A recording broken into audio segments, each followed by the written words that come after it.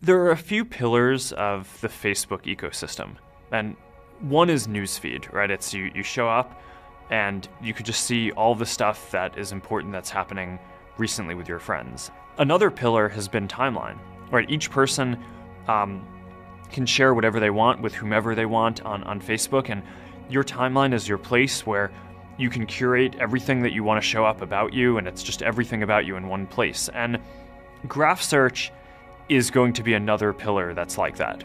So there's really simple things that people want to do. They want to find all the photos they've liked.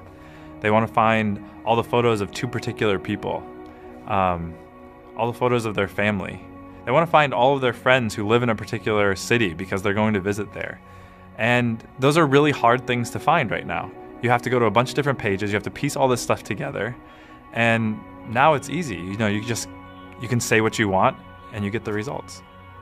In web search, it's very often the case that, if you do a search for, Apple and I do a search for Apple, we're basically going to get the same results. Maybe I'll get slightly more technical results based on, Apple computer, and maybe you might care about the fruit a little bit more, but they're not that different from each other. Whereas on Facebook, when you do the same searches, we get completely different sets of results because of the depth of personalization that we do. The types of questions that we can solve are kind of the slightly nuanced and social questions that you wouldn't typically think to ask of a search engine, that you wouldn't typically think that the internet could solve for. There's a lot to be said for taste, like what movie should I go and see? What bands might I like based on the friends that I have?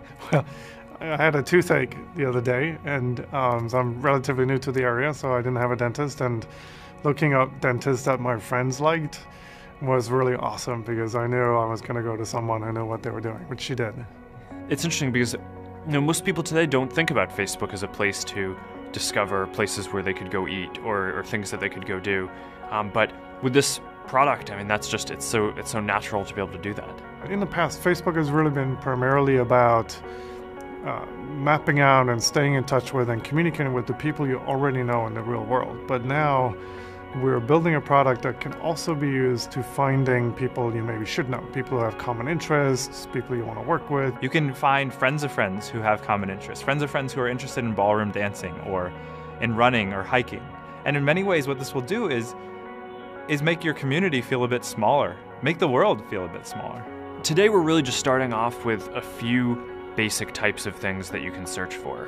People, photos, places, pages for businesses, and that's just the start. We wanted to get this out as early as possible so we could get feedback from users, iterate, make the product better, and get it to a point where we can launch this to everyone. We just view this as a project that we're going to be working on for years and years to come, but as it gets more complete, it's just going to be this amazing resource for a lot of people around the world to use.